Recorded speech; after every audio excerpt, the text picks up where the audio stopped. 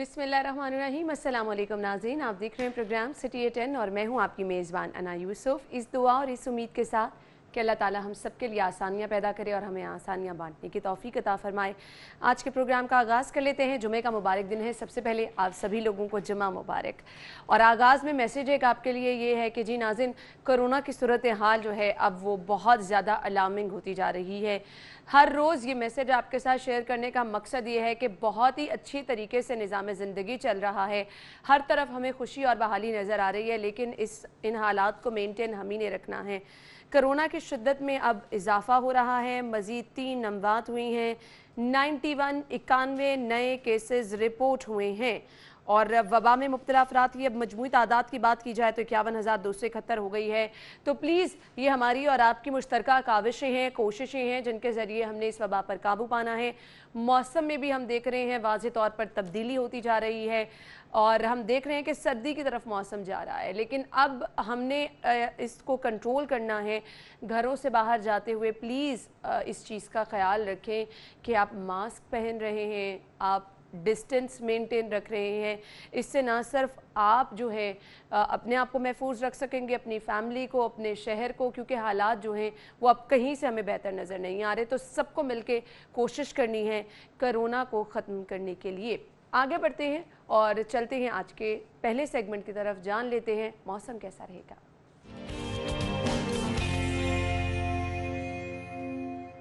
जुनेद बताइए, weather updates क्या हैं, मौसम आज कैसा रहेगा?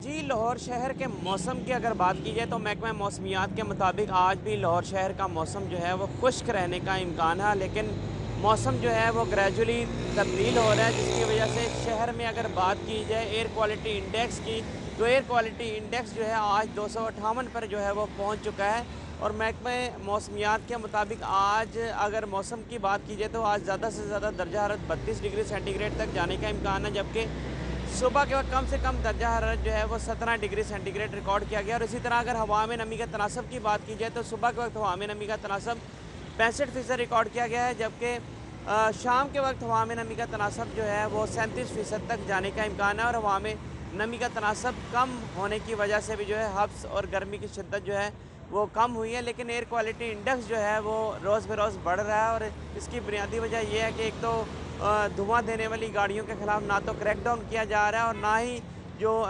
गली मोहल्लों में जो कूड़ा तलब किया जा रहा है उसको जो शहरी आग लगाते हैं उसकी वजह से भी जो धुआं उठता है वो भी स्मोक का सबब बनता है, क्योंकि सर्दियों में मौसम जो है वो ठंडक की तरफ जाता है, तो उसकी वजह से ये तमाम मामला जो हैं ये बढ़ जाते हैं और ये शहरियों की सेहत के लिए जो है स्मोक इंतहाई मौज़र होती है। और इस हवाले से ना सिर्फ ज़िला इंतज़ामिया बल्कि हुकूमत को भी जो है वो सख्त नोटिस लेना चाहिए और जो धुआं छोड़ने वाली गाड़ियाँ उनके खिलाफ क्रैकडाउन करना चाहिए। और लेकिन महकमा मौसमियात का कहना है कि आइंदा 2 से 3 रोज़ तक मौसम खुश्क ही रहेगा। ठीक है, मौसम तो खुश्क रहेगा, लेकिन मौसम में तब्दीली हम देख रहे हैं आहिस्ता आहिस्ता आ रही है। जुनेद, आपका बहुत शुक्रिया, आप हमारे साथ मौजूद थे और आपने मौसम की सूरत हाल हमें बताई। साथ ही साथ स्मॉग जो है वो बहुत ज़्यादा बढ़ती चली जा रही है, तो इस पर भी एहतियात की ज़रूरत है। आगे बढ़ते हैं, टॉप स्टोरी शामिल करते हैं। पहली खबर हमारे पास, अफसोसनाक वाक़या कल पेश आया। पंजाब यूनिवर्सिटी पुलिस और डाकुओं में फायरिंग, 22 साल लड़की गोली लगने से जाम बहक। पंजाब यूनिवर्सिटी पुलिस और डाकुओं में फायरिंग से ये अफसोसनाक वाक़या पेश आया। पंजाब के 160 अरब विफाक ने दबा लिए, फंड्स की कमी की वजह से कई मंसूबे लटक गए।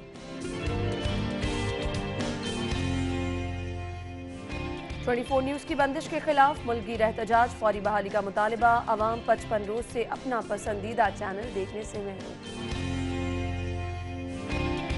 और एक्साइज सिस्टम 12 करोड़ मालियत की गाड़ी की रजिस्ट्रेशन में नाकाम।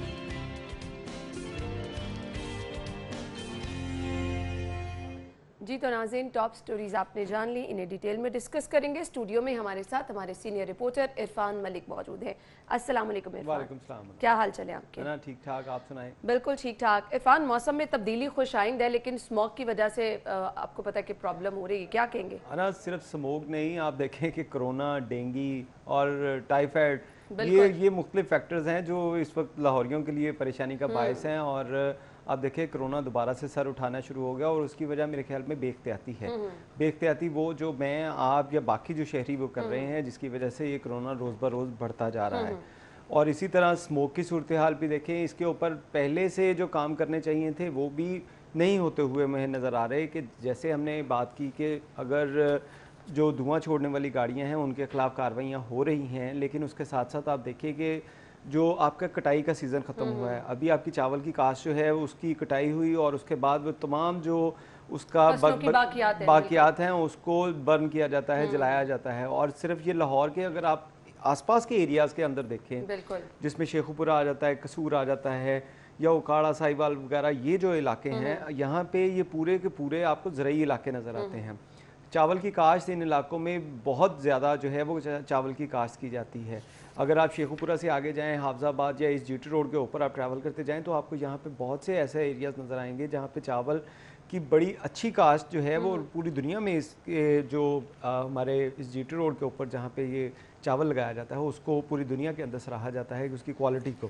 खैर मैं तो जब देखती हूँ ना आपके वो एक चार्ट जब सामने आता है कि शहर लाहौर जो है वो आलूदगी में नंबर 1 शहर है, सीरियसली बहुत अफसोस होता है क्योंकि हम शहर की मिसालें दी जाती थी, सफाई में, आबो हवा किस तरह से साफ, बागों का शहर इसके कहा जाता बिल्कुल था, ऐसे ही है। और अब बागों के शहर में इसके लिए फौरी तौर पर इकदाम की जरूरत है। पहली खबर की तरफ चलते हैं।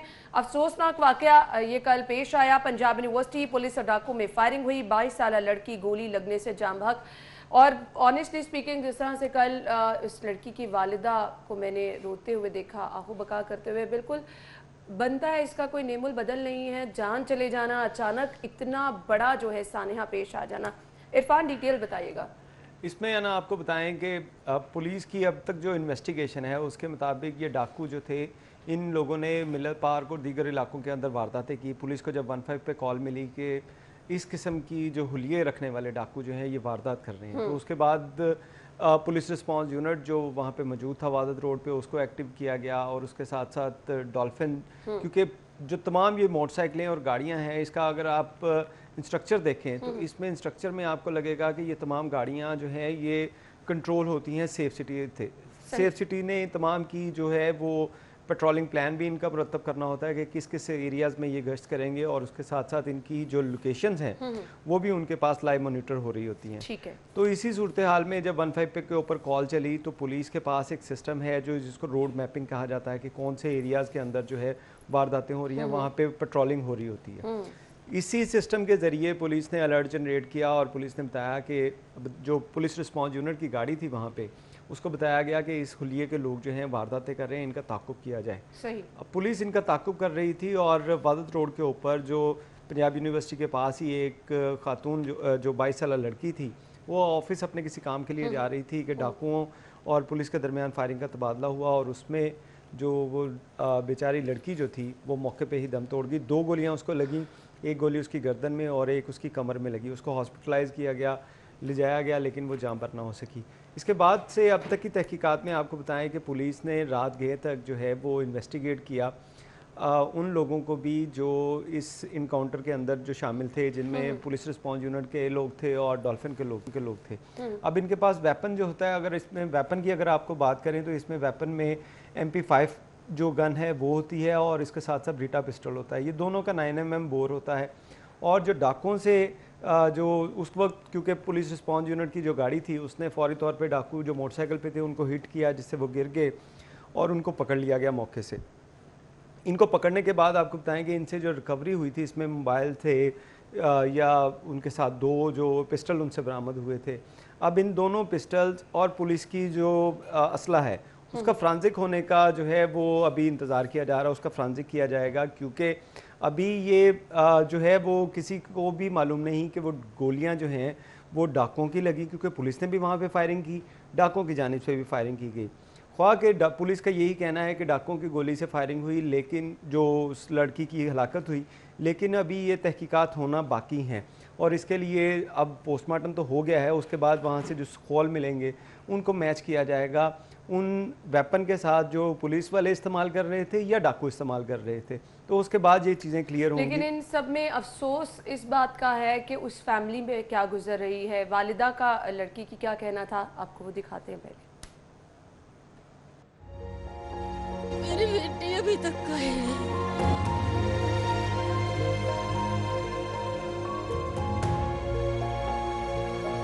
मेरी बेटी अभी तक आई, मेरी बेटी अभी तक आई नहीं। मेरी बेटी लाना ताकि उसका पोस्टमार्टम करने लगे। उसका कोई कसूर नहीं है। मैंने किसी से कुछ नहीं कहा। मुझे किसी से कुछ भी नहीं चाहिए। मुझे मेरी बेटी दे दे। पोस्टमार्टम मैंने आप लोगों से पूछा है कि वो पोस्टमार्टम करवा रहे हैं? करवाना। जी नाज़रीन, लड़की की वालिदा की गुफ्तगू आपने मुलाहिज़ा कि बिलाशुबा एक बहुत बड़ा ये गम है जिसका कोई नेबुल बदल नहीं है। इरफान, मामले की तहकीकात जो है हम देखते हैं कि बहुत ज़्यादा प्रोलॉन्ग हो जाती हैं। मैं कुछ ट्रेनिंग की तरफ आना चाहूँगी। इस तरह के जब पुलिस मुकाबले होते हैं, किस तरह से पुलिस एहलकारों की ट्रेनिंग की जाती है, क्योंकि ये तो खुदा न खास्ता बहुत चीज़ अफसोसनाक है। इस तरह से अगर तबादला किया जाए, राहगीर कोई भी जद में आ जाए, ये आगे भी ऐसे खुदा न खास्ता वाक़यात हो सकते हैं, तो किन बुनियादों पर ट्रेनिंग की जाती है इनकी? अना, अगर वाक़यात की बात करें तो ये कोई नया वाक़या नहीं है। इस तरह के वाक़यात पहले भी बहुत से रूनुमा हो चुके हैं। और बिल्कुल डॉल्फिन स्क्वाड के जो एहलकार हैं उनकी जानिब से जो डाकुओं के साथ क्रॉस फायरिंग हुई, और उस क्रॉस फायरिंग के अंदर जो है वो आम जो शहरी थे, बेगुनाह शहरी और राहगीर जो थे, वो इसका निशाना बनते हुए हमें दिखाई दिए। लेकिन इस केस के अंदर आपको एक और चीज़ बताएं जो इंतहाई अफसोसनाक है, वो ये है कि ये जो डाकू जिनके बारे में पुलिस कह रही है कि इनको गिरफ़्तार कर लिया गया, अगर इनका आप ट्रैक रिकॉर्ड देखें तो इसमें एक डाकू का नाम है फैसल। सही। फैसल जो गिरफ्तार हुआ है, इसके ऊपर 16 मुकदमात हैं। अच्छा। और 16 मुकदमात कौन से हैं? जिसमें नाजायज़ असले के, डकैतियों के मुकदमात इसके ऊपर और दीगर जो संगीन जराइम हैं वो इसके ऊपर ऑलरेडी मुकदमात मौजूद हैं। इसके साथ ही जो बाकी हैं उनके ऊपर भी उनका भी क्रिमिनल रिकॉर्ड है। लेकिन मैं खसूसी तौर पे फैसल की बात करूँगा कि ये ऐसा ख़तरनाक डाकू है जिसने पहले भी कई लोगों को लूटा, और पुलिस ने तो अभी सिर्फ 16 मुकदमात दर्ज किए। 2012 से ये वारदातें कर रहा है, 2020 आ गया, 8 सालों के दौरान ये 16 बार गिरफ्तार हुआ। और इसमें हमारा क्रिमिनल जस्टिस सिस्टम देखें कि इतना संगीन जो जुर्म करने वाला मुजरिम जो है वो चंद माह के बाद वो वापस आ जाता है। बिल्कुल आपने सही ये किस तरह वापस आता है? इसमें मुख्तलिफ फैक्टर्स हैं। इसमें फैक्टर्स है नाकिस तफ्तीश का, इसमें फैक्टर है हमारे जो टाउट माफिया जो अदालतों के बाहर फिरता है, जो जमानतें करवाता है उनका। हमारा यहाँ पे सिस्टम के अंदर फ्लॉ है, हमारे क्रिमिनल जस्टिस सिस्टम के अंदर।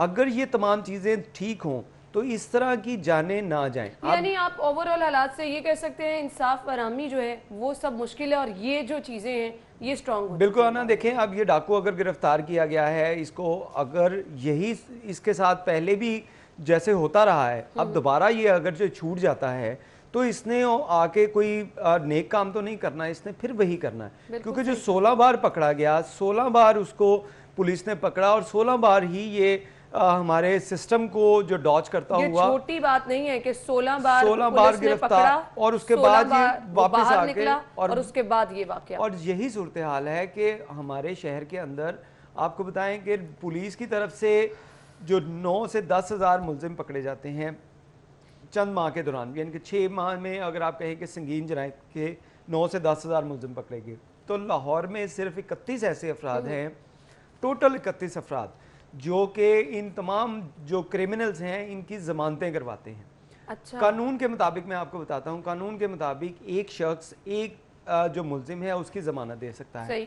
लेकिन हमारा सिस्टम देखें, इसको सिस्टम को किस तरह डॉच किया जाता है और सिस्टम के साथ किस तरह मजाक किया जाता है कि जो एक रिकॉर्ड में हमने उसकी स्टोरी भी फाइल की, उस रिकॉर्ड के मुताबिक एक शख्स ने 688 अफराद की जो मुल्जमान थे उनकी जमानतें दी। अब ये जो 31 अफराद जिनकी मैं बात कर रहा हूँ, ये 31 अफराद में 9 अफराद ऐसे हैं जो खुद क्रिमिनल हैं, उनका अपना क्रिमिनल रिकॉर्ड है। वही लोग जो अदालतों में जाके जमानत पेपर देते हैं, चलान जमा करवाते हैं और उनको जो है मचल के। ब्रेक के बाद आपको एक बार फिर से खुश आमदीद कहेंगे, और हम बात कर रहे थे शहर में सूरत हाल की। मजमूई तौर पर जराइम की सूरत हाल बढ़ती चली जा रही है और इनको कंट्रोल करने की जिनकी जिम्मेदारी है, कुछ उनकी भी बात कर लेते हैं। CCPO हुकूमत के लिए मलबा करार, हसास इदारों की वज़ीर आज़म को रिपोर्ट। CCPO जो है वो खबरों की जीनत बने, हर रोज़ एक नई खबर हम देख रहे हैं, उनके एंड से आ रही है। हालात को आप रिलेट करें और अब ये जो रिपोर्ट पेश की गई है, क्या कहेंगे इरफान? अना इसमें यही कहूँगा कि वाकई ये हुकूमत के लिए इस वक्त बदनामी का बायस बन चुके हैं। और अगर आप परसों जो पेशावर हाई कोर्ट के अंदर एक केस था, नौजवान के घर जो है पुलिस की तरफ से कोई रेड किया गया, वहाँ पे आप पेशावर हाई कोर्ट के अगर रिमार्क सुने तो वो भी काफ़ी अलार्मिंग थे। उसमें कहा गया कि CCP और लाहौर की खबरें हम सुनते हैं मीडिया पे, रोज़ इनकी कोई मस्खरापन वाली खबरें जो हैं वो आती हैं और पेशावर में ऐसे हालात पैदा नहीं होने दिए जाएंगे। जब ये सूरत हाल हो जाएगी कि लोग मिसालें देंगे आपकी कि पेशावर हाई कोर्ट में इस किस्म के जो अफसर हैं उनकी बातें डिस्कस हो रही हैं, सेनेट के अंदर इनकी बातें हो रही हैं, और मजाल है कि इस हुकूमत जो है, जब हम तो खुद ये चीज़ जब भी हर रोज़ डिस्कस करते हैं परेशान होते हैं कि इतने अहम ओहदे पे और इस तरह की स्टेटमेंट्स, कभी ख़वातीन के साथ उनका जिस तरह का रवैया सामने आता है, अभी जो खातून के साथ उनकी टेलीफोन पे बात हुई, जिस तरह से उन्होंने गुस्से का इजहार किया, बल्कि गुस्सा नहीं वो बदतमीज़ी है। डेफिनेटली वो बदतमीज़ी है। और होता है कि अगर कोई शख्स बदतमीज़ी करता है तो उस पर माजरत करता है, लेकिन यहाँ पे तो वो चीज़ ही नहीं है कि आप बदतमीजियों पे बदतमीजियां किए जा रहे हैं। तो आपको अगले दिन कुछ और पर्सनल चीज, उनके अपने पर्सनल लेन देन के मामला है, वहां पर वो धमकियां दे रहे हैं, वो आ जाती हैं चीजें। तो इसमें आप कहें कि कोई रवैये के अंदर बेहतरी आएगी तो मेरा ख्याल है वो शायद मुश्किल है, क्योंकि वो शायद उम्र की भी इस स्टेज के ऊपर हैं कि वो उसमें अब उनको समझने की चीज़ें जो हैं वो नहीं रह गई चीज़ें। अब ऑन लाइटर नोट, मुझे लगता है कि कोई मूवी का बड़ा कोई सख्त किरदार उन्हें पसंद है तो वो उसको कॉपी करते रहते हैं, क्योंकि जो उनकी गुफ्तगू टेलीफोन पे सुनते हैं वो ऐसे लगता है कोई आपने रिटायर्ड डायलॉग बोल रहे हैं, और जिस तरह से बात करने की टोन है, सीरियसली मूवीज में इस तरह के किरदार नजर आते हैं। अना वाकई ये बात आपकी ठीक है, लेकिन वो अभी और वो भी पंजाबी मूवीज में वो यही समझ रहे हैं कि ये कोई पंजाबी मूवी चल रही है। ये पंजाबी मूवी नहीं है, ये शहर लाहौर है। और लाहौर शहर देखें कि आप पाकिस्तान का अगर इसको कहा जाए ये फेस है, पंजाब का ये फेस है। जब उस फेस के ऊपर इस तरह के दाग होंगे तो आप सोचें कि ये बाकी जो इम्प्रेशन क्या जाएगा। पुलिस फोर्स का मिराल जो है वो डाउन है, और इसी हवाले से जो अब कानून नाफिज करने वाले इदारों की जानिब से रिपोर्ट जो है वो जनरेट की गई, उसमें मुख्तलिफ रिपोर्ट्स जो हैं वो शामिल की गई, उसमें जो मुख्तलिफ इंसिडेंट्स हुए वो शामिल किए गए। और उसमें बताया गया है कि जब देखें कि पहला वाक़या जब IG पंजाब शुएब दस्तगीर थे, उनके बारे में मीटिंग्स में अंदर जो जिस तरह की नाजेबा जो ज़ुबान इस्तेमाल की गई, उसी वजह से ही IG ये सिलसिला वहाँ से शुरू हुआ। पहले दिन से ही इनकी तैनाती के पहले रोज़ से ही जो कंट्रोवर्शियल रहा सारी चीज़ें। और उसके बाद देखें कि मोटरवे ज़्यादती केस, उसमें खातून के बारे में इस तरह का बयानिया कि वो रात को बाहर निकली क्यों, फिर उसके बाद ये खातून जो हैं इनके साथ इस तरह की बदतमीजी, मतलब तो ये कोई आपको दादरसी के लिए कॉल कर रहा है, अपना मसला बयान कर रहा है, और ऊपर से आपका रवैया इंतहाई, ये चीज़ें अफसोसनाक हैं। क्या आप इस तरह का रवैया रखने से क्या उन्हें लगता है कि वो अपनी फोर्स पे लोगों पर बहुत रोब दबदबा और ये दिखा सकेंगे कि वो बहुत बड़ी सीट पे बैठे हैं, वो कुछ भी कर सकते हैं? ये बात आपने बिल्कुल ठीक की है, और हमने इस हवाले से साइकेट्रिस्ट जो थे उनसे भी रब्ता किया। उनसे जो बात की गई, उनका ये कहना था कि ये एक ट्रेंड चल रहा है, और ख़ुसूसी तौर पे जो मर्द हजरात हैं उसके अंदर जब तक वो बदतमीज़ी ना करें, जब तक वो गालियाँ ना दें, जब तक वो किसी के साथ जो है लाउडर टोन के अंदर बात ना करें, तो उनको लगता है कि वो उनका रोब दबदबा नहीं है। तो इन चीज़ों को ख़त्म करने के लिए, आप तो बेहतर तरीके से जानते हैं, इस सीट पे पहले भी बहुत सारे अफसरान रहे हैं, मैंने नहीं आज तक सुना, आप बेहतर तरीके से गाइड कर सकते हैं कि किसी ऑफिसर का ऐसा रवैया रहा हो। नफ्सियाती मसाइल बहुत सारे लोगों के साथ होते हैं, लेकिन एक आपकी सीट की, आपकी पोस्ट की जिम्मेदारी होती है, डेकोरम होता है। यहाँ पर तो एक दिन भी हम वो नहीं देख रहे कोई फॉलो कर रहा है। ये बात बिल्कुल ठीक है आपकी कि सीट का जो डेकोरम है वो भी उसको जो है मद्देनज़र नहीं रखा जा रहा, और शायद इसी वजह से आप देखें कि अब सूरत हाल पैदा क्या होगी। मैं आपको आगे की जो चीज़ें बताता हूँ। अगर फोर्स का जो कमांडर है वो अपने मातहतों के साथ अब उनसे लाउडर टोन में बात करेगा, उनके साथ बदतमीज़ी करेगा, गालम गलोच करेगा, आम पब्लिक के साथ ऐसा करेगा, तो उसका जो है रिएक्शन क्या आएगा? उसका रिएक्शन ये आएगा कि आप जो बाकी लोग होंगे, जो SHOs होंगे, DSPs होंगे, जब उनको अपने सीनियर से जो झाड़ें पड़ेंगी, अगर सीनियर्स उनके साथ ऐसा रवैया रखेंगे तो वो आवाम के अंदर भी वही चीज़ें डिलीवर करेंगे। उनको पता होगा कि हमारा CCPO अगर ख़वातीन के साथ बदतमीज़ी करता है तो उसे कुछ नहीं किया जाता, तो हम भी ऐसा करें। अगर हम अपने मातहत अफसरान या एहलकारों को गालियाँ देंगे तो अगर वो देते हैं तो हम भी दे ही दें। इस तरह का वही कल्चर डेवलप होगा और उससे क्या होगा कि आम आदमी सफ़र करेगा। आम आदमी किस तरह सफ़र करेगा? जब आपके जो अफसरान हैं वो काम नहीं करेंगे। लाहौर में अगर आप सूरत हाल देखें तो इंतहाई अबतर सूरत हाल बनी हुई है कि आपको रोजाना की बुनियाद के ऊपर, कल वाला वाकया बहुत बड़ी मिसाल है। कल वाला वाकया, इसके साथ और कई ऐसे वाकयात हैं ना, डकैती और चोरी की वारदातें और बहुत इस सारे हद तक बढ़ तो गई, रिपोर्ट ही नहीं होते, रिपोर्ट ही नहीं होते। अब हम जो बात कर रहे थे कि फैसल के खिलाफ 16 मुकदमात हैं 2012 से लेकर 2020 तक, उसके ऊपर 16 मुकदमात हैं। इन मुकदमात में अगर वो गिरफ्तार भी हुआ तो बाहर आया तो क्या उसने आगे कोई मस्जिद तो नहीं लग गया होगा, उसके बाद भी वो यही कुछ करता होगा, उसका तो कारोबार है ये।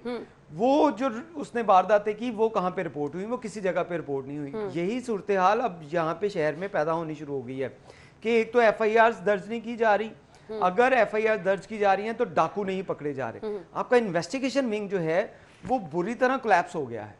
इन्वेस्टिगेशन विंग की चलानिंग रेशो अगर आप माह सितंबर की देखें तो 313 जो चलान मुकम्मल किए, 5000 से ज़ायद जो है वो वारदातें हुई उसमें सितंबर में, और जो क्राइम अगेंस्ट प्रॉपर्टी थी 5012 या 13 वारदातें थी जिनकी FIRs रजिस्टर्ड हुई, और सिर्फ 313 चलान मुकम्मल किए गए, यानी कि 313 केसेस आपने ट्रेस किए।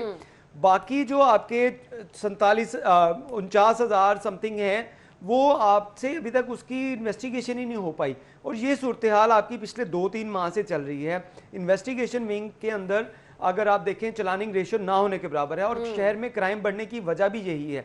जब आप डाकू चोर नहीं पकड़ेंगे, जब आप अपनी सीटें बचाने पे पड़े होंगे, अपनी इज्जत बचाने के लिए, CCPO साहब अपनी मनमर्जियां करेंगे। खैर 2 दिन के लिए तो वो छुट्टी पे हैं, तो आजकल नहीं, आज की छुट्टी है उनकी, उसके बाद कल वो, यानी कल हम समझ लें कि CCPO साहब की कोई खबर हमारे पास होगी उसी तरह से कोई कल वो आएंगे तो फिर अगर वो कहीं किसी जगह पे बात करेंगे तो फिर शायद ऐसी ही बात करेंगे, क्योंकि ये तो मुझे लगता है सिलसिला शुरू हो चुका है। खैर नाज़रीन, ब्रेक लेनी है, ब्रेक के बाद वापस आएंगे, हमारे साथ रहिएगा। का मुतालबा हमेशा से कोशिश ये की जाती है कि अपनी साफ़ी जिम्मेदारियां निभाई जाएं, लोगों के मसाइल उजागर किए जाएं, अवाम की मुश्किलात को हल करने की कोशिश की जाए, जिम्मेदाराना अंदाज में जो भी चीज़ें हैं, जो भी फ़ैसले हुकूमत के हैं, जो भी मसाइल अवाम के हैं उन्हें उजागर किया जाए। लेकिन हमेशा इसमें बहुत सारी हम देखते हैं मुश्किलात का सामना भी रहता है। इरफान, आप लोग तो फील्ड में जाते हैं, सारा दिन काम करते हैं, बहुत सारी मुश्किलात होती हैं, और उसके बाद फिर जब ऑफिस आके सब चीज़ें मैनेज करके आवाम के सामने लेकर आना, ऑब्वियसली इस तरह के फ़ैसलों से बहुत ज़्यादा अफसोस भी होता है। अना देखें, इस अगर गवर्नमेंट की बात की जाए तो इस गवर्नमेंट की जानिब से जब ये गवर्नमेंट कंटेनर के ऊपर थी तो तब ये सिर्फ मीडिया की वजह से जो थी, क्योंकि मीडिया ने इनको दिखाया, और उसके बाद मॉर्निंग आप टीवी लगा लें तो आपको सबसे पहले यही नजर आ रहा होता है, कंटेनर पे हुकूमत नजर आती थी आपको। रात को आप सोते थे तो आप देखते थे कि कंटेनर पे हुकूमत है। उसमें जो है ये जब अगर टीवी चैनल्स के कोई अगर कोई बात करता था इनके खिलाफ तो इसमें कहा जाता था कि मीडिया की आज़ादी जो है ये हमारा जो है प्रायोरिटी पे चीज़ें होंगी, मीडिया आज़ाद जब तक नहीं होगा तब तक मुल्क तरक्की नहीं कर सकता। ये बातें कंटेनर पे खड़े होकर की जाती थी। लेकिन जब से ये गवर्नमेंट आई है आप देखें कोई ना कोई मीडिया के ऊपर वार किए जा रहे हैं। कभी आप जो है उनकी बंदिश कर रहे हैं, कभी जर्नलिस्टों को पकड़ा जा रहा है, कभी सेंसरशिप लगाई जा रही है। तो ये जो चीज़ें हैं ये बुखलाहट का शिकार होती हुए हमें नज़र आ रही है कि हुकूमत इस वक्त बुखलाहट का शिकार है, और उसी वजह से इस तरह के इकदाम कर रही हैं। आप सच ना दिखाएं, आप लोगों को बताएं कि बहुत अच्छा चल रहा है, हुकूमत बहुत काम कर रही है, तो उसके बाद आप देखेंगे कि आपको जो है वो आपके चैनल भी चलेंगे और आपके ऊपर सेंसरशिप भी कोई नहीं होगी, क्योंकि उसमें सेंसर करने वाली चीज़ें नहीं ना रहेंगी। जब आप आवाम को सच्चाई दिखाएंगे, जब आप आवाम को बताएंगे कि उनके साथ क्या धोखे हुए, क्या उनके साथ वादे किए गए थे जो पूरे नहीं हो रहे, तो उसके बाद इस तरह की चीज़ें आपको फेस करना पड़ेंगी, क्योंकि सच बोलने की हमेशा कीमत अदा करनी पड़ती है। और 24 न्यूज़ जो अब पहली दफ़ा नहीं हुआ, हमें साबका द्वार के अंदर भी इसी तरह का टारगेट किया जाता था। साबका द्वार के अंदर भी चैनल्स हमारे ऑफर किए जाते थे। 55 रोज से 24 न्यूज़ जो है वो बंद है, लेकिन उसी तरह से लोग काम कर रहे हैं। सभी लोग अपनी ड्यूटीज़ पर आ रहे हैं, सभी लोग अपनी जिम्मेदारियां जिस तरह निभाते हैं उसी तरह से निभा रहे हैं। फिर मामलात चलाना बहुत मुश्किल हो जाएगा। डेफिनेटली है ना। देखें कि इस चैनल के साथ 2-2.5 हज़ार जो लोग कितने जो लोग हैं मुंसलिक हैं, वो लोग नहीं हैं, 2-2.5 हज़ार एम्प्लॉय नहीं है, हैं। उनकी फैमिलीज अगर आप देखें तो ये हज़ारों की तादाद में जो लोग बन जाते हैं, फैमिलीज बन जाती हैं। जब उनके साथ इस तरह होगा कि एक चैनल जो है बंद होगा, उसके माली मुश्किलात उसको सामना करना पड़ेगा, तो आप सोचें कि किस तरह वो लोग जो है सरवाइव करेंगे। ये हुकूमत तो कहती थी कि हम 1.5 करोड़ नौकरियां देंगे, अब सूरत हाल है कि फैक्ट्रियां आपकी बंद की जा रही हैं, टीवी चैनल्स आपके बंद किए जा रहे हैं। इस तरह की सूरत हाल में अवाम को बेरोजगारी की तरफ धकेला जा रहा है। और मैं जो पहले बात कर रहा था कि सच बोलने की सजा मिलती है, और हमें ये पिछली हुकूमतों के अंदर भी हमें इसका टारगेट किया गया, क्योंकि हम लोग सच बोलते थे, हुकूमत को उसका चेहरा दिखाते थे, हुकूमत को आईना दिखाते थे कि भाई तुम इस वक्त इस तरह के दिख रहे हो।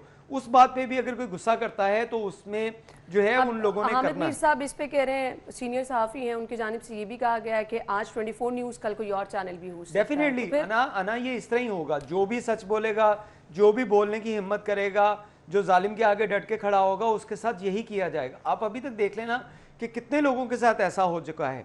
कई लोग आपके सामने होंगे, उसमें पॉलिटिकल हों या उसमें जो सोशल वर्कर हों, या उसके साथ साथ जो भी शख्स कोई बात करेगा उसके साथ ऐसा ही होगा। लेकिन अपार्ट ऑफ ऑल दिस ये देख के बहुत खुशी होती है कि हमारी टीम मुत्तहिद है, उसी तरह से अपनी जिम्मेदारियां निभा रही है, उसी तरह से फील्ड में जाके जिम्मेदारी से काम कर रही है, और अपना फ़र्ज समझकर हम यहाँ पे मौजूद हैं, हमारी टीम यहाँ पे मौजूद है और अपना काम उसी तरह से दिलजमी से करिए। नाज़रीन, ब्रेक के बाद आपको एक बार फिर से खुशामदीद कहेंगे। अगली खबर शामिल कर लेते हैं। पंजाब के 160 अरब विफाक ने दबा लिए, फंड्स की कमी, कई मंसूबे लटक गए।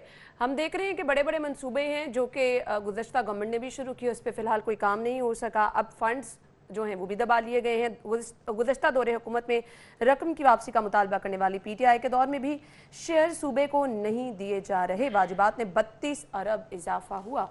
जी इरफान। अना देखिए, ये सूरत हाल सिर्फ पंजाब के साथ नहीं है। आप देखिए सिंध भी यही हमें रोता हुआ नजर आता है कि सिंध के जो पैसे हैं उसके जो उसको दिए जाएं। पंजाब के आप देखिए 160 अरब रुपए हैं। यहाँ पे बोलेगा कोई इस वजह से नहीं क्योंकि यहाँ पे हुकूमत जो है वो खुद PTI की है। ये डिपार्टमेंटल कुछ जो है वो चीज़ें निकल आती हैं कि हमारे 160 अरब हैं, इस साल जो है वो 32 अरब रुपये उसमें इजाफा हुआ। लेकिन आप देखें जब 18वीं तरमीम की गई थी तो 18वीं तरमीम के अंदर ये चीज़ें थी कि तमाम सूबे जो है उन वो अपना अपना जो है वो तमाम चीज़ें जो अपने अखराजात और अपने जो अर्निंग है वो खुद करेंगे। लेकिन वफाक जो है, वफाकी इदारों से जो पैसे इकट्ठे होते हैं, वफाक से जो रेवेन्यू जनरेट होता है, वफाक उन तमाम सूबों को उनके हक के मुताबिक जो है जितना जितना उनका हिस्सा बनता है उसको फ़ंड जो जारी करेगा। अगर वो फ़ंड, वो तमाम के तमाम फ़ंड आप जारी कर दें तो ये जो इश्यूज होते हैं कि कभी आपको पता चलता है कि किसी जगह के ऊपर बिजली महंगी हो गई तो किसी जगह के ऊपर जो तामीराती स्कीमें जो हैं वो रुक गई, ये तमाम चीज़ें वो ख़त्म हो जाएंगी।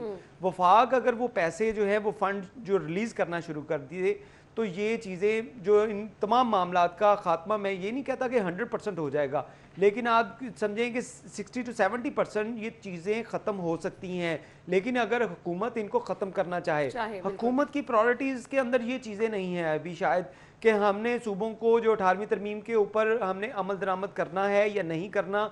अभी तो ये भी सोचा जा रहा था, अभी पिछले दिनों हम ये इसके ऊपर काफ़ी चर्चा सुनते आ रहे थे कि 18वीं तरमीम को ही ख़त्म कर दिया जाएगा, इसके लिए वर्किंग कर रहे थे। तो शायद इसी वजह से जो तमाम सूबे हैं उनको उनका हक जो है वो फराहम नहीं किया जा रहा। पंजाब में 160 अरब रुपए हैं, 160 अरब रुपए से देखें कि आप कितनी जो चीज़ें हैं आपकी उनमें बेहतरी लाई जा सकती है, कितने प्रोजेक्ट जो हैं जो डिले का शिकार है उनको आप मुकम्मल कर सकते हैं। और इनको मुकम्मल करने से फ़ायदा जो है आम पब्लिक को होगा। आम पब्लिक को फ़ायदा पहुंचाने के लिए शायद इस गवर्नमेंट की तरफ से अभी इस तरह के कोई पॉलिसीज़ नहीं है, या शायद ये करना नहीं चाहते कि हम इनके ऊपर क्यों करें। तो शायद इस यही वजह है कि आपको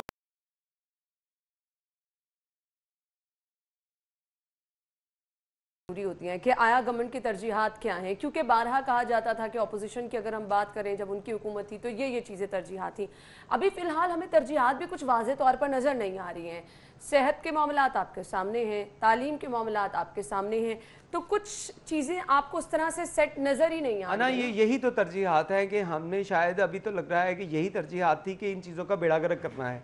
जो सिस्टम आपके चल रहे थे आपने उन सिस्टम्स को ब्रेक लगाई, उन सिस्टम को ब्रेक लगाने से नुकसान गवर्नमेंट का नहीं हुआ, नुकसान किसी सियासी पार्टी का नहीं हुआ। जो आप कहते हैं कि साबका दौरे हुकूमत जो था उसको शायद नुकसान पहुंचा, उसको नुकसान नहीं पहुंच रहा। नुकसान पहुंच रहा है, आपको पहुंच रहा है, मुझे पहुंच रहा है, आम शहरियों को पहुंच रहा है, आम आवाम को पहुंच रहा है। और उसके लिए जो है वो हमें अभी तक प्रायोरिटी कोई ऐसी नज़र नहीं आई, कोई तरजीहात के अंदर ये चीज़ सामने नहीं आई कि हमने आम आवाम को किस तरह फ़ायदा पहुंचाना है। आप देखिए, मैं छोटी सी आपको मिसाल दूंगा कि आप जो कैंसर की अद्वियात थी वो देते थे, जो फ्री लोगों को मेडिसिन उसकी दी जाती थी, 80% जो थी वो NGOs, वो कंपनीज जो मेडिसिन फ्राहम करती थी उनके ज़िम्मे था। 20% जो थी वो सूबे ने देनी होती थी। वो 20% जो थी उसके ऊपर भी आपने एलिगेशन लगा दिया कि शायद इन कंपनीज को कोई उसमें जो है हेरा फेरी की जा रही है, शायद इन कंपनीज को कोई फ़ायदा पहुंचाया जा रहा है जो 80% दे रही हैं आपको।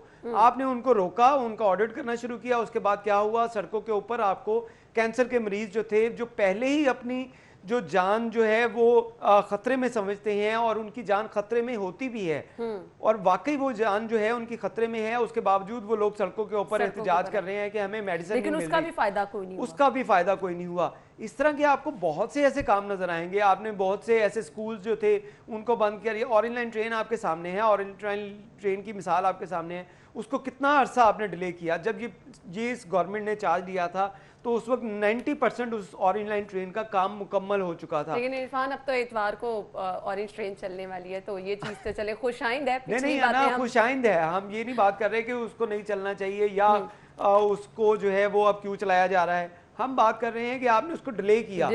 अब 2.5 साल इसको गवर्नमेंट को हो गए। 2.5 साल में वो 10% काम क्या हुआ? बिल्कुल 10% काम अगर नहीं हुआ तो उससे नुकसान क्या हुआ? आप देखिए कि सैकड़ों अरब से वो प्रोजेक्ट बनाया जा रहा है और वो तमाम के तमाम पैसा आपने कर्ज लेकर आपने उस पे जो इनकी तो कर्ज वो वापस भी आपने देना है। जब आप उनकी चीजों को चलाएंगे नहीं, आप उनके ऊपर वर्किंग नहीं करेंगे तो उस पे बर्डन जो है वो फिर आम आवाम पे पड़ेगा। फिर आम आवाम जो है उसके कर्ज जो है उसको दुगने अदा करने पड़ेंगे।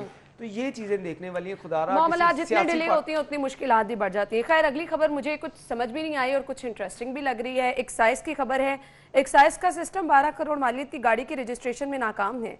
ये बड़ी मुझे समझ नहीं आई कुछ खबर, क्यों ऐसा है सिस्टम? अना देखें, SOPs आपने डिफाइन यानी जो महंगी गाड़ी लेगा वो खुद कुछ सिस्टम बना ले। मैं वही आपको बताने लगा। आपने ना SOPs बनाए होते हैं, आपने स्लैब्स रखी होती है कि इतने करोड़ की गाड़ी होगी उसके ऊपर इतना टैक्स लेंगे, उसके ऊपर इतनी ड्यूटी आएगी, वो चीज़ें सारी रखी होती है। अब जैसे जैसे मार्केट रेट बढ़ रहे हैं, जैसे जैसे पैसे की वैल्यू कम होती जा रही है, उसके बाद गाड़ियों की डेफिनेटली कीमतें जो आप अभी तो ये 12 करोड़ की गाड़ी है, अगर आम गाड़ियां आप देखें जो 30-35 लाख रुपए की गाड़ी थी उनकी कीमतें 40-50 पे चली गई हैं। उन गाड़ियों में आम जो गाड़ियां थी उनमें 5-5, 6-6 लाख रुपए का फर्क जो है वो आ गया है। अगर इन 2 साल की बात की जाए तो इन 2 साल के दौरान उन गाड़ियों के अंदर 8 से 10 लाख रुपए का फर्क आया है, यानी कि उनकी कीमतें 8 से 10 लाख रुपए बढ़ी। अब यहाँ पे जो सूरत हाल है कि इसमें आपने एक स्लैब्स बनाई हुई है कि 2 करोड़ की गाड़ी है, 2.5 करोड़ की गाड़ी है, 4 करोड़ की गाड़ी है, तो इन गाड़ियों की अगर कीमतें होंगी तो उसके ऊपर इतना टैक्स आएगा। अब सिस्टम में ये गाड़ी जो ली गई है एक शहरी की तरफ से, इसमें इतनी महंगी गाड़ी उन्होंने पाकिस्तान में मंगवाई, उसकी ड्यूटी भी पे की। अब टैक्स देने की बारी आई तो उसमें क्योंकि वो स्लैब के अंदर मौजूद नहीं, स्लैब आपने कैसे डिफाइन करनी है? जो आपने गाड़ी को इंपोर्ट किया उसके बाद उसकी ड्यूटीज पे की तो वहां से आपको पता चलेगा ये गाड़ी कितने की है, क्योंकि आपको पाकिस्तान के अंदर तो वो गाड़ियां बन नहीं रही। ये गाड़ियां सारी की सारी आपने बाहर से मंगवानी है। जब बाहर से रेट इतना आएगा तो उस सिस्टम जो है वो आपका कोलैप्स कर जाएगा। और इसके लिए ही अब उस सिस्टम को, क्योंकि तमाम जो सिस्टम्स हैं एक्साइज के, पुलिस के या दीगर जो डिपार्टमेंट्स हैं, इनके सिस्टम लिंक्ड कर दिए गए PITB के साथ। बिल्कुल। पंजाब इंफॉर्मेशन टेक्नोलॉजी बोर्ड ने अपने सॉफ्टवेयर बना के दिए, अपने जो उन्होंने उसमें सेटअप बना के दिए, वो चीज़ें आप उनको खुद चेंज नहीं कर सकते। ये इश्यूज आ रहे थे और इसी इशू के अंदर जो ये इशू भी सामने आया कि एक शख्स ने 12 करोड़ की गाड़ी ली तो सिस्टम में तो सिर्फ 10 करोड़ की गाड़ी जो है वो आप ऐड कर सकते हैं। तो उसके लिए अब PITB को लिखा गया है। अब देखें PITB 1-2 दिन में उसको जो स्लैब को बढ़ा देगी 12 से 14। अच्छा, वैसे ऑन लाइटर नोट, ये 12 करोड़ की गाड़ी हर कोई नहीं खरीद सकता। चले सिस्टम थोड़ा सा डिले भी है तो खैर है, किसने ये गाड़ी खरीदनी? इनकी गाड़ी को रोकना किसने? बिल्कुल ऐसे ही। आप तो लोगों की सकत इतनी भी नहीं है कि सस्ती से सस्ती गाड़ी भी खरीद सके, तो ये तो बस 1-2 लोग ही खरीद सकते हैं। खैर, thank you so much Irfan, बहुत बहुत शुक्रिया आपका। नाज़रीन, हम ब्रेक लेंगे, आप न्यूज़ हेडलाइंस जानेगा। हम शो में दोबारा हाजिर होंगे, हमारे साथ रहिएगा। Welcome back. और मैंने सोचा ब्रेक से जब वापस आए तो एक गुड न्यूज़ जो लाहौरियों के लिए है वो शेयर कर दें। और अच्छी खबर ये है जी, एवेन्यू मॉल जो कि पी ब्लॉक DHA में वाक़ है, इसमें 23 को यानी जुमे वाले दिन मल्टी ब्रांड स्टोर ओपन हो रहा है, जिसमें 25 से ज़ायद न्यू फैशन ब्रांड ओपन होने जा रहे हैं। आज से बाकायदा इसका जो है वो आगाज़ होने जा रहा है। आपको ये भी बताएं कि इसमें तमाम ब्रांड्स पर 50% आपको डिस्काउंट मिलेगा, जिसमें मेन, विमेन, किड और हर तरह की फैशन से मुतल्लिक प्रोडक्ट्स मौजूद होंगी। और साथ ही साथ लाहौर के सबसे बड़े एंटरटेनमेंट सेंटर प्लेडियम में भी 50% डिस्काउंट होगा जुमे से इतवार तक। जुमे से इतवार तक का वक्त है, डेट्स आप नोट कर लें, 23 से 25 अक्टूबर। और इन 3 दिनों में एवेन्यू मॉल ज़रूर विजिट करें पी ब्लॉक DHA में। तो ये बहुत ही ज़बरदस्त आपके लिए एक मौका है, इससे ज़रूर फ़ायदा उठाएं। आगे बढ़ते हैं और सेगमेंट शामिल करते हैं, जिसमें सबसे पहले डिफरेंट मोबाइल रेट्स जो हैं वो मैं आपके साथ शेयर करूंगी। तो सबसे पहला मोबाइल हमारे पास है जी Vivo Y90। प्राइस इसकी क्या है जी? 15,999 रुपए।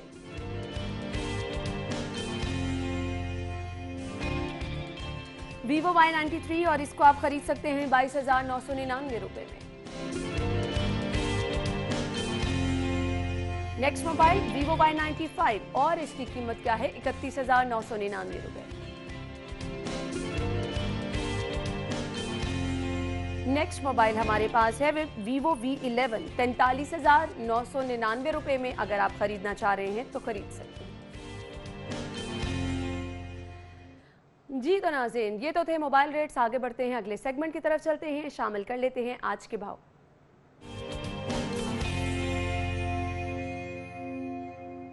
जी, मार्केट में सादिया मौजूद हैं। आटा जो है वो मार्केट में नायाब है। हम देख रहे हैं कि वो दुकानें जो कि घरों के करीब हैं, वो मार्केटें जहां से लोग बासानी ख़रीदारी के लिए जाते हैं, वहां पर आटा नायाब है। और इसके साथ साथ रेट्स भी मुख्तलिफ हैं। चीनी के हवाले से भी यही खबरें जो हैं हमें मौसूल हो रही हैं। लोग परेशान हैं कि कहीं पर कुछ कीमत है, कहीं पर कुछ कीमत है। सादिया ने हमें ज्वाइन किया है। सादिया, बताइएगा क्या सूरत हाल है मार्केट में, बाज़ारों में चीनी और आटे की? जी हाँ, महंगाई ने गरीब आवाम का बुरा हाल कर दिया है। चीनी और आटे का बहरान जो है वो लाहौर शहर में भी नज़र आ रहा है। और शहरियों की जानिब से शिकायत भी दर्ज की जा रही है कि अगर कहीं से आटा मिल रहा है तो उसकी कीमतें बहुत ज़्यादा हैं। और बहुत सी दुकानें ऐसी जहाँ पर चीनी अवेलेबल ही नहीं है। मैं घड़ी शाहू बाज़ार में हूँ। यहाँ पर आटे 10 किलो का जो थैला है उसकी कीमत 430 है और जो 20 किलो का थैला है उसकी कीमत 860 है। अगर हम चक्की के आटे की बात करें तो चक्की का आटा जो है वो 80 रुपये किलो यहाँ पर दिया जा रहा है। जबकि चीनी यहाँ पर मुतअद्दिद स्टोर हैं, यहाँ पर अवेलेबल नहीं है। दुकानदारों का कहना ये है कि इनको चीनी की शॉर्टेज है और जो चीनी आती है वो महंगे दामों फ़रोख्त सेल नहीं कर सकते हैं। यहाँ दुकानदार हैं, उनसे हम बात कर लेते हैं कि आटे की कीमतें कितनी बढ़ी हैं और चीनी का बहरान क्यों है। ये बता दें कि आटे की क्या कीमत जा रही है और चीनी क्यों नहीं मिल रही है। आटा जो है वो 860 रुपये का 20 किलो का थैला और 10 किलो का 430 रुपये का। चीनी का थोड़ा मसला चल रहा है। चीनी मार्केट में जो है वो 96-97 रुपये किलो मिल रही है और इस वजह से हम लोग मंगवा नहीं रहे, क्योंकि वो 100 रुपये से कम बारे में नहीं है बेचना। तो वो गवर्नमेंट ने कुछ सहूलत बाज़ार लगाए हैं जब 85 रुपये में दस्तयाब है। वो कुछ इस तरह के मामला चल रहे हैं चीनी के। यहाँ के जो लोग हैं वो किस तरह से मैनेज करते हैं? अगर चीनी नहीं मिल रही तो कैसे फिर सब चीज़ चल रही है? फिर चीनी ये है कि वो कोई यूटिलिटी स्टोर से या सहूलत बाज़ार से उसको अवेल कर लेते हैं। तो यही एक तरीकाकार है, क्योंकि आजकल वो कंपेन चल रही है चीनी के ज़ख़ीरा अंदोज़ी और ये वो, उस वजह से ज़रा पीछे चीनी की प्रॉब्लम चल रही है। ये बताइए कि वो चेक एंड बैलेंस रख रहे हैं आके प्राइसेस वगैरह का? जी, बहुत ज़्यादा चेक एंड बैलेंस है मार्केट में। प्राइजेज़ के ऊपर जो है ना डेली टीमें आती हैं, चेक करती हैं उसको। और आटा DCO साहब ने वाफर मकदार में जो है ना वो मार्केट में प्रोवाइड कर दिया। आटा मौजूद है हर जगह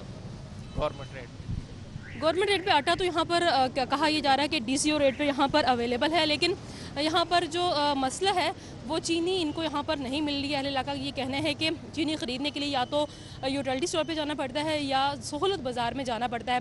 दुकानदारों की बात करें तो उनका ये कहना है कि चीनी की प्राइस इतनी ज़्यादा है कि उसको 100 रुपये में फ़रोख्त नहीं कर सकते, जिसकी वजह से चीनी का बहरान इलाके में पाया जाता है। ठीक है जी सादिया, आप हमारे साथ मौजूद थी। दुकानदारों के तहफ़्फ़ुज़ात आपने सुने। चीनी की कीमत चूँकि ज़्यादा है तो उस पर गवर्नमेंट रेट के मुताबिक दुकानदार ये कहते हैं कि फ़रोख्त नहीं कर सकते, इसलिए बाज़ारों में चीनी चीनी अवेलेबल नहीं है, आटा दस्तयाब है और जैसा कि ये भी बताया गया है कि टीमें आती हैं, टाइम टू टाइम चेक भी करती हैं। लेकिन अब इशू यहाँ पर आ रहा है, जो सरकारी निर्ख मुकर्रर किया गया है, जब दुकानदार पीछे से महंगी अशिया लेकर आ रहे हैं तो वो कहते हैं वो किस तरह से सरकारी निर्ख के मुताबिक अशिया जो है वो खरीद सके। तो इसका फिर हल ये है कि बहुत सारे लोग सहूलत बाज़ार में चले जाते हैं। सहूलत बाज़ार लगाए गए हैं लेकिन इनकी तादाद चूँकि कम है, कितने लोग 22 करोड़ आवाम हैं का कितने लोग जो हैं वो सहूलत बाज़ार जा सकते हैं, फ़ायदा उठा सकते हैं, ये एक बहुत बड़ा इशू है, बहुत बड़ी प्रॉब्लम है जिससे बहुत सारे लोग जो हैं वो इस वक्त मसाइल से दो चार हैं। आगे बढ़ते हैं, मीट रेट शामिल करते हैं। सबसे पहले बीफ पर केजी ज़ैनत शॉप पे अगर आप जाएंगे तो 450 रुपीज़ में आप खरीद सकेंगे। बीफ मिन्स आपको यहाँ से मिलेगा 850 रुपीज़ पर केजी। मटन पर केजी 1350, मटन मिन्स आपको मिलेगा 1650 रुपये। गवर्नमेंट रेट के मुताबिक जिंदा मुर्गी मार्केट में अवेलेबल है 169 रुपीज़ में और इसका बना हुआ गोश्त 245 यानी 245 रुपये किलो में आप खरीद सकते हैं। तो अब शामिल कर लेते हैं एग रेट्स क्या हैं जी। सबसे पहले रिटेल प्राइस है 165 रुपीज़ में आप अंडों की खरीदारी कर सकते हैं। होलसेल से खरीदारी करने के लिए जाएंगे तो 163 रुपये दर्जन में आप अंडों की खरीदारी कर सकेंगे। नेक्स्ट अगर आप जाएंगे गोरमे से खरीदारी करने के लिए तो 164 रुपये में आप अंडों की खरीदारी कर सकते हैं। जी तो नाज़रीन आगे बढ़ते हैं, अगले सेगमेंट की तरफ चलते हैं, बचत बाजार।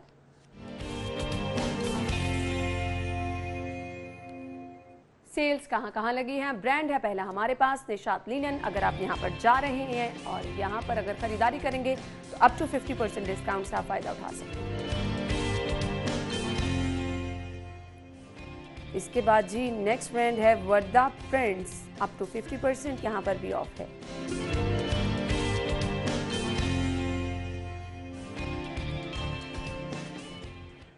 कारफोर अगर आप जा रहे हैं, प्रमोशन पर क्या चीज़ें अवेलेबल हैं वो मैं आपको बताऊंगी जी। सबसे पहले हमारे पास है 32 इंच टीवी है जी और इसकी प्राइस 34,590, प्रमोशन पर आपको मिलेगा 30,990 और इस पे सेव कर सकते हैं 3,600 रुपये। फिलिप्स एयर फ्राई और इसकी कीमत है 29,599, ये आपको मिलेगा प्रमोशन पर 22,990, 6,609, अच्छी खासी डिस्काउंट है जी इस पर।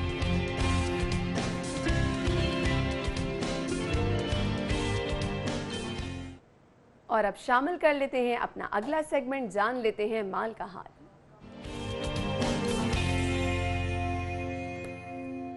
करेंसी रेट्स क्या हैं आपको दिखाते हैं।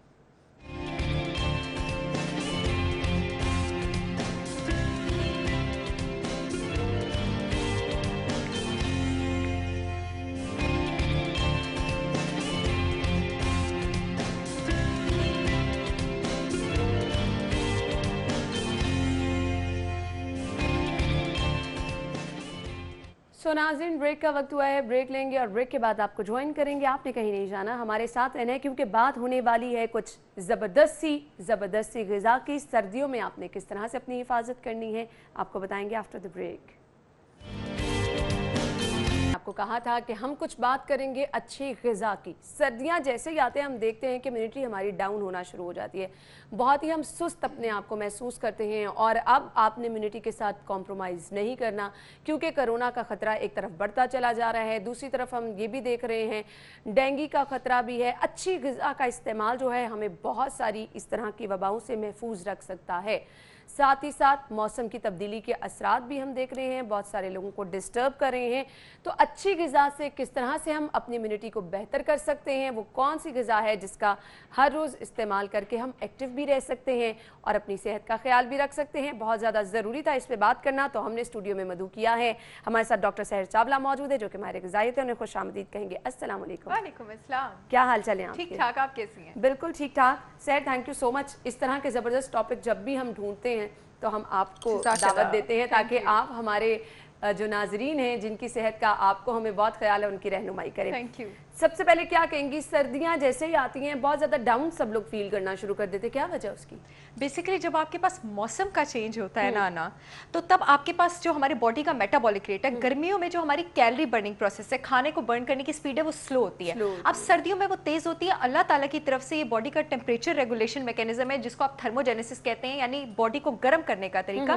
तो जब वो शिफ्ट हो रहा होता है ना, आपका जो दिमाग का सेंटर होता है हाइपोथैलेमस, जहाँ पर ये टेम्परेचर सेंटर होता है, तो वो पूरा एक आपका रेगुलेशन सेंटर शिफ्ट हो रहा होता है। तो उसकी वजह से अगर आप उस दौरान अपनी डाइट का ख्याल नहीं रखते और अकॉर्डिंगली अपनी कैलोरीज इंक्रीज नहीं करते, तो आपकी जो इम्यूनिटी है वो इतना तैयार नहीं होती इस चेंज को एक्सेप्ट करने के लिए, और इस वजह से जो है उसमें आप बीमार ज्यादा पड़ जाते हैं। आज मैं जितनी भी बातें बताऊंगी, वैसे लोग डाइटिंग की बातें सुन के इतने खुशी होते हैं, लेकिन आज मैं खाने की चीजें बताऊंगी जिससे आप वेट भी लूज कर सकते हैं सर्दियों में, जो सर्दियों की सौगात भी है और आपकी इम्यूनिटी को तेज भी करती है। अच्छा, जबरदस्त चीज मुझे ये लगती है कि जब भी हम किसी माहिर ग़िज़ायत को इनवाइट करते हैं ना, वो खाने की चीजें भी, खाना अगर सजेस्ट भी करते हैं तो वो वाला जिससे कम से कम आपको नुकसान नहीं होगा। तो हम आज आगाज कहाँ से कर रहे हैं? इम्यूनिटी आपने अपनी अच्छी रखनी है और बहुत ज़्यादा खाना भी नहीं है, किस तरह से ये पॉसिबल है?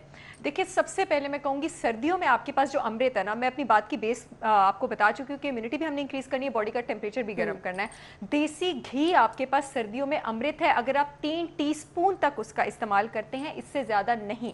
देसी घी में आपके पास विटामिन ए, ई, के होता है। एक तो आपकी इम्यूनिटी तेज करता है, ये आपका इंटरनल मॉइस्चराइजर है। सर्दियाँ ड्राइनेस का टाइम होता है, देसी घी बॉडी को अंदर से हाइड्रेट करता है, अंदर से मॉइस्चराइज करता है। ये आपकी आंखों के लिए अच्छा है, दिल के लिए अच्छा है, आपकी हड्डियों के लिए अच्छा है, आपकी मेंटल हेल्थ के लिए अच्छा है, ये आपकी आंतों के लिए बहुत ज्यादा अच्छा है, यानी आपकी डाइजेशन को जो है वो अच्छा करता है। तो देसी घी का इस्तेमाल जरूर करना। जिनको हड्डियों का प्रॉब्लम है वो सर्दियों में, क्योंकि जो आर्थराइटिस के पेशेंट्स होते हैं ना, उनकी हड्डियों में दर्द सर्दियों में ज्यादा शुरू हो जाता है, 3 टीस्पून का इस्तेमाल जरूर करें। अब इन देसी घी का इस्तेमाल हम किन किन चीजों में कर सकते हैं? बिल्कुल, तो सर्दियों की एक और सौगात की हम बात कर लेते हैं। लोग बड़े शौक से वो खाते हैं गचक और पंजीरी। लोग कहते हैं कि ये कौन सी न्यूट्रिशनिस्ट है जो गचक और पंजीरी, लेकिन मैं आपको बताती हूँ कि उसको किस मिकदार में खाने और वो क्यों आपके पास इतनी अच्छी है। जो पंजीरी आपके पास, बेसिकली अगर आप उसको खाली मैदे के आटे और चीनी से नहीं बनाते हैं और आप उसको मक्के के आटे, मैं जिस मक्के की बात करी हूँ, मैं अमेरिकन और स्वीट कॉर्न की बात नहीं करी जो हमारे पंजाब में उगती है, मैं उसकी बात करी हूँ जिसमें हम लोग धनिया वगैरह मेथी डाल के उसको भूनते हैं और सही करते हैं। उससे अगर आप बनाते हैं, अगर आप उसमें गुड़ इस्तेमाल करते हैं, गुड़ के फवायद पर मैं बाद में आऊंगी, आप उसमें देसी घी इस्तेमाल करते हैं जो उसके साथ हर्ब्स होते हैं जिनकी डिटेल में मैं अभी नहीं जाऊंगी, आप वो इस्तेमाल करते हैं तो आपके पास बहुत अच्छी है। अब आपने पंजीरी को कंज्यूम किस तरह करना है, अपनी इम्यूनिटी के लिए, अपनी डाइजेशन के लिए, अपनी हड्डियों की हेल्थ के लिए, अपने वेट लॉस के लिए, आपने इसको सुबह नाश्ते के टाइम लेना है, थोड़ी सी अमाउंट में, 1-1.5 आउंस में, तो ये आपकी सेहत के लिए बहुत ज्यादा अच्छी है। गुड़ की मैंने बात क्यों की है, चीनी का आप इस्तेमाल छोड़ दें, आप गुड़ का इस्तेमाल इसलिए करें क्योंकि गुड़, जितने भी लोग हैं जिनको खून की कमी का प्रॉब्लम है, जिन लोगों को खून की कमी होती है, यूजुअली हमारे पास 80% केसेस में उनकी इम्यूनिटी भी कम होती है। गुड़ में आपके पास आयरन होता है, पोटेशियम होता है, मैग्नीज होता है, मैग्नीशियम होता है, फास्फोरस होता है। ये एनीमिया के लोगों के लिए बहुत अच्छा है। जिन खवातीन को माहवारी से पहले पेन का प्रॉब्लम रहता है, वो गुड़ का सर्दियों में डेली इस्तेमाल करें क्योंकि उसमें दर्द भी ज्यादा होता है, बहुत अच्छा है।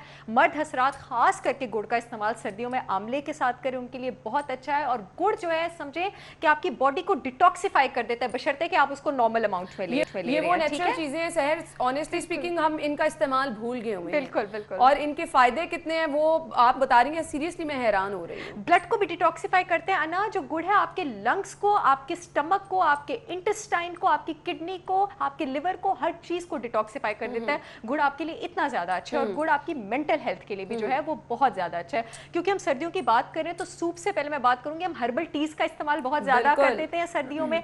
हर्बल टीज में खास तौर पे जिन 2 इंग्रेडिएंट्स का इस्तेमाल आपने सर्दियों में करना है, उसमें आपके पास दालचीनी यानी सिनेमन और दूसरा जिंजर यानी अदरक आ जाती है। ये नेचुरल एंटीबैक्टीरियल यानी जर्म किलर तो हैं ही, बॉडी से आपके पास टॉक्सिन्स को फ्लश आउट तो करते हैं ही, ये आपको पोल्यूशन के अगेंस्ट भी प्रोटेक्ट करते हैं। जबरदस्त, यानी स्मॉग की जहां पे हम बात करते हैं, बिल्कुल, तो उसके लिए बहुत जरूरी है। बिल्कुल, आपने जो जिंजर और सिनेमन टी है, इसका आपने डेली इस्तेमाल करना है, सिवाय वो लोग जो हार्ट पेशेंट हैं, ब्लड प्रेशर के पेशेंट हैं या ब्लड थिनर्स ले रहे हैं, वो अपने डॉक्टर से रिव्यू करके इसका किस तरह से करना है, ये भी हमारे नाज़रीन को बता दें। सिवाय जो लोग हार्ट पेशेंट हैं, जो ब्लड प्रेशर के पेशेंट हैं, जो ब्लड ब्लड थिनर्स ले रहे हैं और जो इनकी मेडिकेशंस पर हैं, वो अपने डॉक्टर के मशवरे से इसका इस्तेमाल करें, क्योंकि इसकी तासीर जो है वो गर्म होती है। वरना आप अदरक का एक पीस या आप थोड़ा सा दालचीनी उसको पानी में भिगो के आप उसको अपनी चाय में डेली इस्तेमाल करें, अगर आप एक नॉर्मल फिजियोलॉजिकली हेल्दी इंडिविजुअल हैं। और ये जो हर्बल टीज होती हैं, जिन दो की हम बात करें, ये हर ऑर्गन की हेल्थ के लिए अच्छे हैं। मतलब खाली मैं किसी में हड्डियां बोल रही हूँ, किसी में, ये आपकी पूरी बॉडी की ओवरऑल हेल्थ के लिए अच्छी है। साथ ही आपको डीब्लोटेड भी रखते हैं, गैस भी नहीं होने देते, और इम्यूनिटी तो ये आपके पास बढ़ाते ही बढ़ाते हैं। तो हर्बल टीज के बाद मैं जिस चीज के बारे में बात करना चाहूंगी, सब बड़े खुश होंगे सुन के, दैट इज गजरेला। जबरदस्त, हफ्ते में एक बार तो गजरेला की सौगात है। मैंने कहा था आज मैं नाज़रीन को खुश करने आई हूँ। ठीक है, हफ्ते में एक बार जो गजरेला है वो ना आपको मोटा करेगा, आपका वजन कम करने में भी हेल्प करता है। बनाना किस तरह मैं आपको बताती हूँ, और आपकी इम्यूनिटी भी तेज करता है।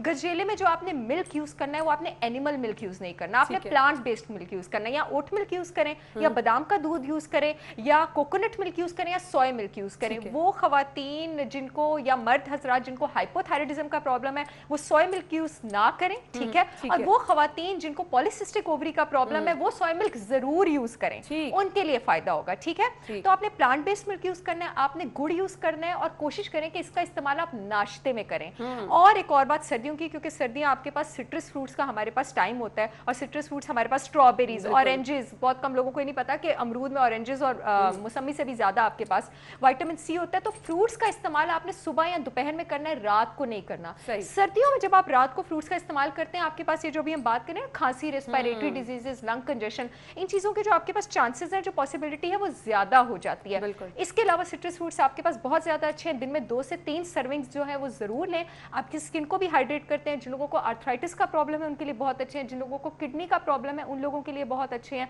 जिन लोगों को लंग का, एस्थमे का प्रॉब्लम है उन लोगों के लिए बहुत ज्यादा अच्छे हैं। इम्यूनिटी तो तेज करते हैं, बॉडी में इन्फ्लेमेशन भी कम करते हैं, डाइजेशन के लिए भी अच्छे हैं, वेट लॉस के लिए भी अच्छे हैं। जबरदस्त। अच्छा, अब सांस की बीमारियां हम देखते हैं कि इस तरह का जब स्मोक का सीजन होता है, फिर हमारे बहुत सारे वो लोग जो कि कोरोना का शिकार हुए, उनके साथ भी ये कौन सी ऐसी बेस्ट ग़िज़ा है जो आप उनको कहेंगे कि ये ज़रूर वो इस्तेमाल करें, लंग्स भी उनके बहुत बेस्ट रहेंगे और इस तरह की कोई प्रॉब्लम भी नहीं? नंबर 1, आपने बहुत ज्यादा हाइड्रेटेड रहना है। ठीक है, पानी तो आपने पीना ही पीना है। आप जितना पानी पिएंगे, आपको रेस्पिरेटरी डिजीजेस जो है, क्योंकि सर्दियों में ना हम पानी पीना भूल जाते हैं, हमें प्यास नहीं लगती ना, हमें स्टिमुलस नहीं मिल रहा होता, लेकिन आपने माइंड में रखना है कि प्यास लग रही है, नहीं लग रही, मुझे दिन में 10 से 12 ग्लास पानी पीना है। उसके अलावा हाइड्रेटेड रहने के और क्या तरीके हैं? सिट्रस फ्रूट्स मैंने आपको बताया, देसी घी मैंने आपको बताया, आपकी बॉडी की जो हाइड्रेशन है, मॉइस्चराइज रखने के लिए बहुत ज्यादा अच्छा है। खुद को एक्सटर्नली भी हाइड्रेटेड रखें, क्योंकि याद रखें जब स्किन ड्राई होती है, उसमें क्रैक्स पड़ते हैं, तो जरासीम आसानी से पेनिट्रेट करते हैं, तो खुद को मॉइस्चराइज रखें। आपने अंदर से भी हाइड्रेटेड रखना है, बाहर से भी हाइड्रेटेड रखना है। और हर्बल टीज के साथ यखनियों का इस्तेमाल करें। जो आपके पास यखनी होती है, खास करके मुर्गी की हड्डियों की, मैं देसी मुर्गी की बात कर रही हूँ, ठीक है, ऑर्गेनिक हड्डियों की, उसमें 2 चीजें होती है, कॉन्ड्राइटिन और जेलेटिन। कॉन्ड्राइटिन और जेलेटिन आपके पास क्या करते हैं? ये आपके पास कुव्वत मुदाफियत जो है इसको आपके पास तेज करते हैं और बॉडी को at the same time hydrate भी करते हैं। उसको आपने सोने पे सुहागा करना है, तो यखनियों के साथ आप शिमला मिर्ची ऐड कर लें। एक शिमला मिर्च में मैं नाज़रीन को बताती चलूँ 1 किलो से भी ज्यादा विटामिन सी होता है, तो वो आपको अलग और फायदा हो जाएगा। आप उसमें गाजरें ऐड कर सकते हैं। गाजरों में आपके पास विटामिन ए भी होता है, विटामिन सी भी होता है, सर्दियों की सौगात भी है, बहुत ज्यादा अच्छा। और स्वीट पोटैटो लोग, यानी ये आपने सूप की रेसिपी जो है वो शेयर कर दी है। मुझे ब्रेक लेनी है, ब्रेक के बाद आते हैं तो हम बात करेंगे। ये वो सब चीजें हैं जो कि आपने सर्दियों में इस्तेमाल करनी है, लेकिन इसके साथ साथ अगर आप 3 टाइम का खाना भी खाएंगे तो ये तो बहुत ज्यादा मामला खराब हो जाएगा। तो हम शहर से जानेंगे कि आपने अपना ब्रेकफास्ट, लंच और डिनर किस तरह मैनेज करना है। ब्रेक के बाद आपको एक बार फिर से खुश आमदीद कहेंगे। सहर चावला हमारे साथ मौजूद हैं, गुफ्तगू का सिलसिला आगे बढ़ाएंगे। सहर, आपने इतनी मज़े मज़े की चीज़ें तो बता दी हैं, अब हम क्या करते हैं कि भाई ये चीज़ तो हमें एक माहिर ग़िज़ाइयत ने बताई थी, अब हमने तो ये खानी है, देसी घी का इस्तेमाल भी करना है, पंजीरी भी बना के खा लेंगे, लेकिन उसके साथ आपका 3 टाइम का खाना भी चलेगा, तो फिर बात कहाँ पहुँच जाती है? बात यही हो जाती है ना कि जैसे मैंने कहा, या तो आप पंजीरी जो है वो नाश्ते में ले लें। अब ये नहीं कि आप पंजीरी भी ले रहे हैं और आप नाश्ता भी ले रहे हैं। अच्छा, अब किसी दिन आप पंजीरी ले लें नाश्ते में, किसी दिन आप गाजर का हलवा ले लें नाश्ते में, जिस तरह मैंने आपको चीज़ों की डिस्ट्रीब्यूशन बताई। इसी तरह अगर हम नट्स और सीड्स की बात करें, अब ये नहीं है कि आपने जैसे हैंडफुल ऑफ नट्स कहा जाता है कि वो हेल्दी होता है, अब आपने हैंडफुल ऑफ नट्स भी डेली खाने और आपने सीड्स भी खानी है। मूंगफली का शॉपर खुला है तो हम उसको खाए ही जा रहे हैं। बहुत मुश्किल है कि सिर्फ आप हैंडफुल खाएं, आप तो खाना शुरू होते हैं और भूल ही जाते हैं। यही तो अलमी है, लेकिन आइडियली आपको प्लीज हैंडफुल से ऊपर नहीं खाना चाहिए। मोरओवर मूंगफली का इस्तेमाल मैं बहुत ज्यादा इंकरेज करूंगी। जिन लोगों को सर्दियों में सुबह हेडेक का प्रॉब्लम होता है, अलर्ट होने का प्रॉब्लम होता है, वो अपने दिन का आगाज मूंगफली से जरूर करें, लेकिन हैंडफुल से ज्यादा नहीं। और अगर आपने हैंडफुल मूंगफली मूंगफली खा ली आपने, कोई और नट नहीं खाना उसके बाद। सही, चलें जी, ये भी बहुत ज़बरदस्त चीज़ है। उसके बाद हम आ जाते हैं लंच और डिनर में क्या चीज़ें लेनी चाहिए? देखिए लंच में बेटर ये है कि आप जैसे यखनी की हमने बात की है, आप ब्रॉथ ले लें, आप स्टॉक ले लें, ठीक है। अब मकई की रोटी जैसे हमने बात की जो हेल्दी तरीके से बनती है, आप साथ सरसों का साग ले लें, ठीक है। सरसों का साग वो जिसमें अदरक, लहसुन और देसी घी इस्तेमाल हुआ हुआ है और बड़ी मुनासिब अमाउंट में इस्तेमाल हुआ हुआ है, क्योंकि साग जो होता है ग्रीन लीफी वेजिटेबल्स जो होते हैं उनमें फाइबर ज्यादा होता है, कैलोरीज कम होती है, तो आपने नॉर्मल कैलोरीज कंज्यूम किया। डिनर में आप कोशिश करें आप कोई प्रोटीन सोर्स ले लें, मछली बहुत अच्छी है आपके पास, सर्दियों में सनलाइट कम होती है, विटामिन डी कम होता है, मछली is a good source of vitamin D, तो आप बेक हुई जो मछली है वो आप ले लें, आप चिकन ले लें, तो दीज आर सब गुड ऑप्शन। साथ स्वीट पोटैटोज रख लें, बीच में आप सिट्रस फ्रूट्स ले लें, जैसे मैंने कहा थोड़ी सी आपने गचक ले ली स्नैक में, जिस तरह की मैंने आपको भी चीजें सही। बताई। पानी का इस्तेमाल सर्दी में हम बहुत ज़्यादा कम कर देते हैं, कितना इस्तेमाल पानी का हमें पूरे दिन में करना चाहिए और अगर नहीं करेंगे तो क्या होगा? कम से कम 8 ग्लास पानी और ज्यादा से ज्यादा 12 ग्लास आपके पास पानी, यानी चाहे आपको पसीना आ रहा है नहीं आ रहा है, बड़ी मिसकॉन्सेप्शन है, लोग समझते हैं पसीना आ रहा है तो मुझे हाइड्रेशन की जरूरत नहीं है, आपने 8 ग्लास से कम पानी जो है वो नहीं पीना है, 12 ग्लास तक पानी भी आप पी सकते हैं, ठीक है।